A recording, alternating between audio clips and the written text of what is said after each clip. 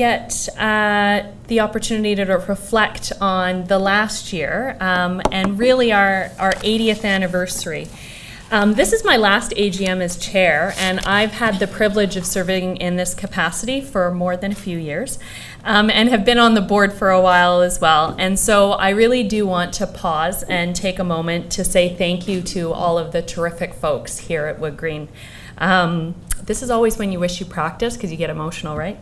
I have absolutely, truly enjoyed being your champion, and I see, this is when the emotion comes out. And so it gives me great honor to share with you kind of 4 observations that I've had over, some say 8, maybe 10 years I've been on the board. And so I'll start with the first one, which is we really believe our strength lies in being part of the community.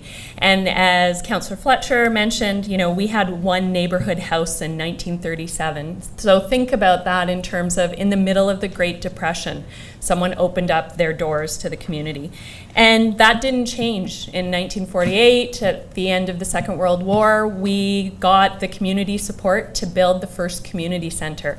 And that was at 835 Queen Street East. And now in our 80th year, we have 36 locations. And we've always had that history. We were a founding member of the United Way of Toronto, and we're now a United Way anchor agency. So though we've grown significantly in both size and impact since our very humble beginnings in one location, we have always taken the opportunity and always have the support to really take a look at what's happening in the community and figure out how to solve it so that we can contribute to the vibrancy of the community. My second observation is we believe our people matter. And I think that that is exactly what Councillor Davis has talked about, which is in the 80 years since there was a handful of employees working beside our founder, we have gone through tremendous change, but what's been consistent is the amazing people that we have and the talent that we have.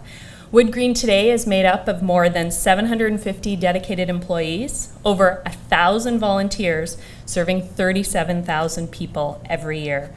And I give huge credit to our president and CEO, Ann Babcock, who has really transitioned the organization and built an incredible team, a blend of new talent and experienced WoodGreen veterans who are together continuing to lead the charge for social change.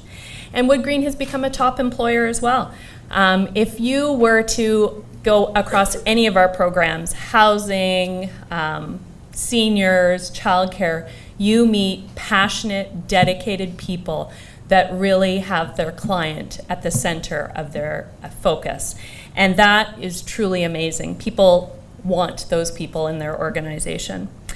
My third observation is we solve the problems people don't think can be solved. WoodGreen combines significant scale and a proven track record, an entrepreneurial mindset, and always looking for kind of innovative solutions to the social problems that often we don't want to talk about or acknowledge. They're not afraid at all. And I think that's that theme of bravery and courage to address it head on. And I think that that's that's really what the DNA of this organization is. And so many of you will have seen our annual report, and it highlights the launch of our newest wraparound program, Free to Be.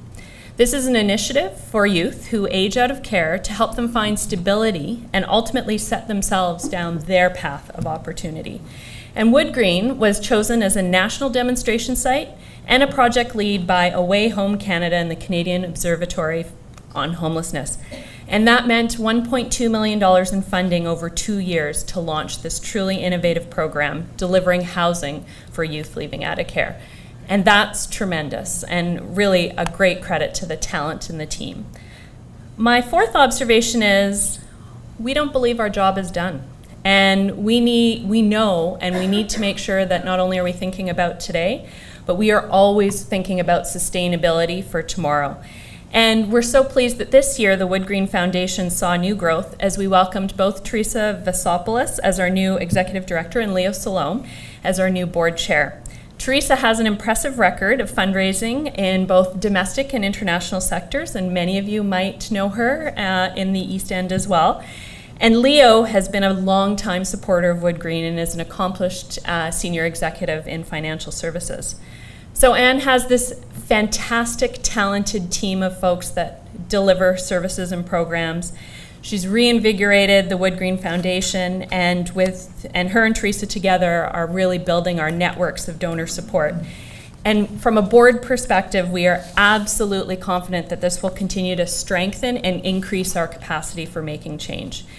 They're already making stellar strides that we know will make an impact on WoodGreen, so that we will be here 80 years from now. I don't know if I'll be here, but we will be here 80 years from now. And so I'd like to take a moment, and hopefully everyone can join me in a round of applause to officially welcome Teresa and Leo into their new roles and to acknowledge the contributions of our past chair, Michael Warb, from the foundation.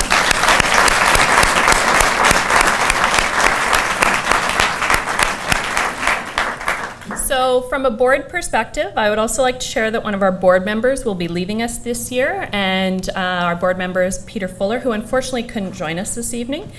Peter has been a board member for nearly 6 years and joined us from the Community Care East York organization, which was part of the voluntary integration between the two organizations.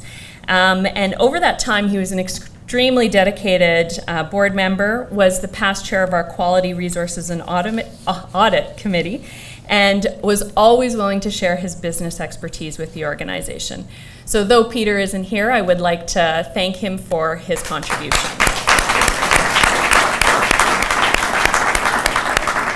So I'm going to end exactly how I started, which is with a thank you. And that is really to the staff and employees. WoodGreen's innovative programs really help break the cycle of poverty, build strong communities, support independence, and create opportunity for 37,000 people across Toronto. Without your dedication, commitment, and passion, we wouldn't be able to say that. And so I know we get the privilege of hearing 4 stories tonight, but I know there are thousands of stories out there. I just want to say thank you so much for your hard work and for your dedication.